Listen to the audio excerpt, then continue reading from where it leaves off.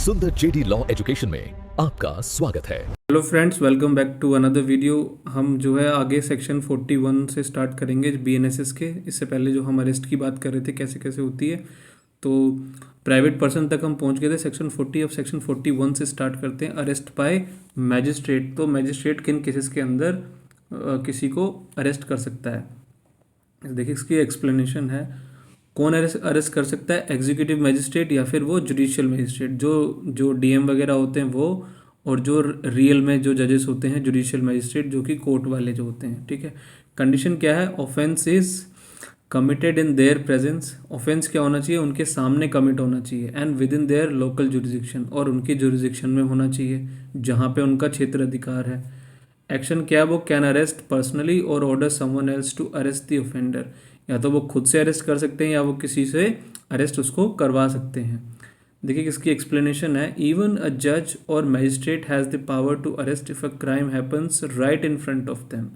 तो जज साहब के पास भी, या जो मैजिस्ट्रेट जो होते हैं उनके पास में भी ये पावर होती है। अगर उनके सामने क्राइम होता है तो वो उनको अरेस्ट कर सकते हैं। इसका एग्जाम्पल है, if a person attacks a witness inside the court room in front of the जज। अब जज साहब के सामने ही क्या हुआ है, किसी व्यक्ति ने विटनेस पे अटैक कर दिया। ठीक है, तो द जज can order his arrest immediately. तो जज क्या कह सकता है, इसको तुरंत अरेस्ट करो। तो ये चीज़ें उसकी, क्योंकि उसके सामने हुआ है ऑफेंस। सेक्शन 42 है protection of arm forces.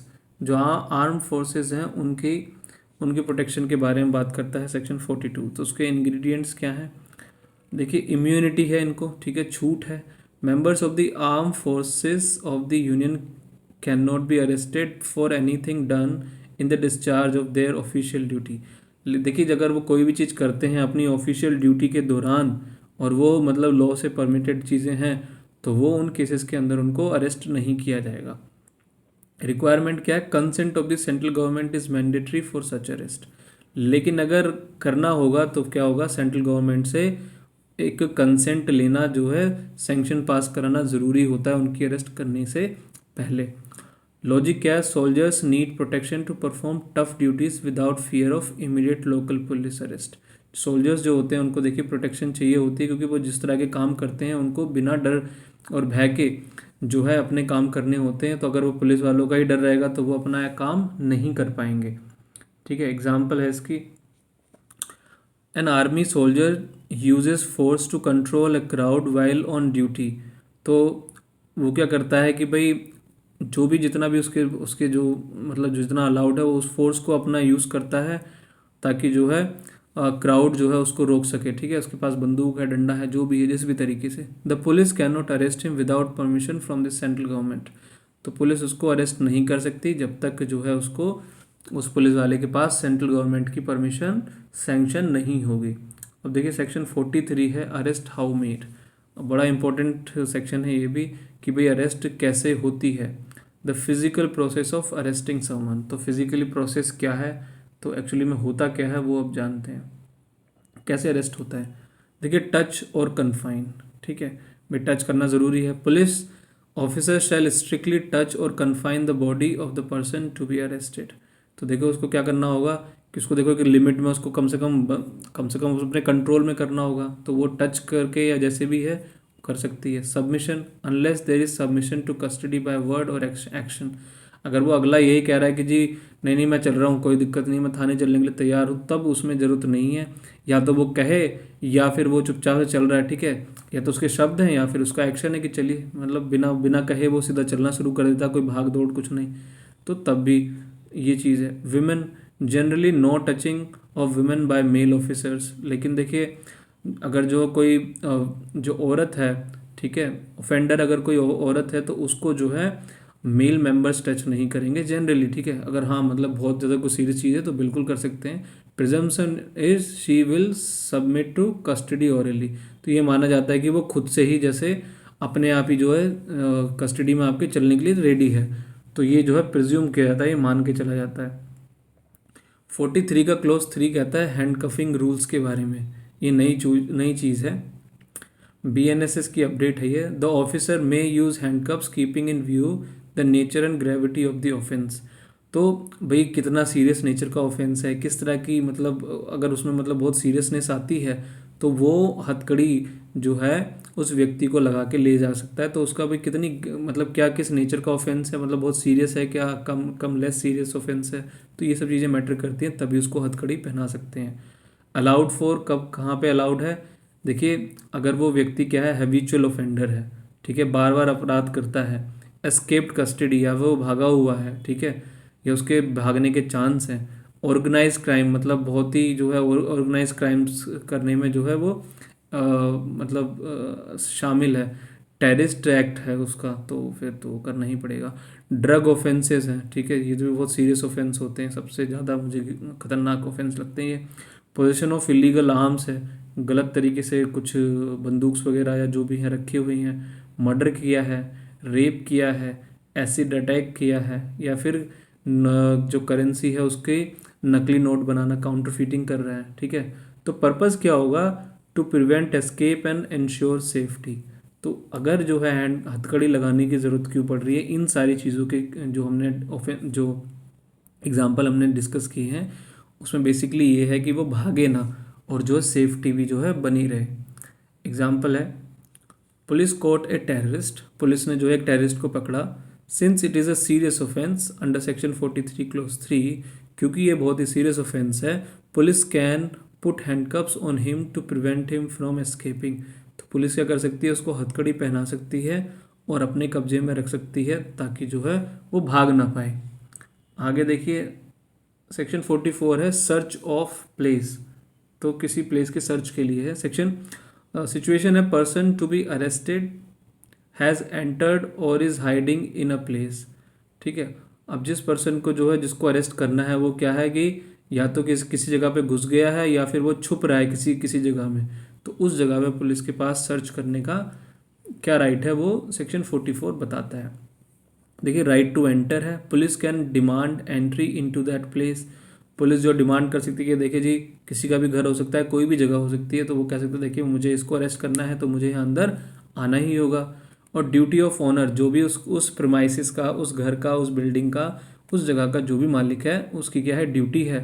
Person in charge of the place must allow free ingress, तो जो भी उसका मालिक है उसकी ड्यूटी बनती है कि उस पुलिस वाले को वो अलाउ करे ताकि वो एंटर कर सके, ठीक है। Force, if refused police can break open doors windows to enter, अगर वो किसी तरह की जो है फोर्स यूज़ करनी पड़ेगी, अगर मान लीजिए वो नहीं अंदर आने दे रहे हैं तो फिर आप अपनी फोर्स यूज़ कर सकते हैं दरवाजे को तोड़ के, या जो भी खिड़की को तोड़ना पड़े तो वो उसको तोड़ के अंदर जा सकते हैं।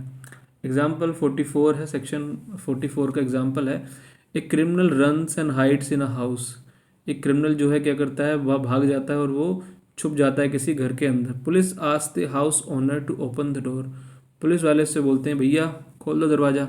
इफ़ द ओनर रिफ्यूजेस, अगर उसने मना कर दिया, police can break the door to enter and arrest him, अगर उसने मना कर दिया तो वो क्या करेंगे, दरवाज़ा तोड़ देंगे, दरवाज़ा तोड़ देगा और वो अंदर चला जाएगा। अब सेक्शन 45 है परसूट ऑफ ऑफेंडर्स, बेसिकली क्या कहता है, चेजिंग अक्रॉस बॉर्डर्स, ठीक है। The law, a police officer may for the purpose of arresting without warrant any person whom he is authorized to arrest pursue such person into any place in India, meaning jurisdiction border like state lines do not stop a police chase।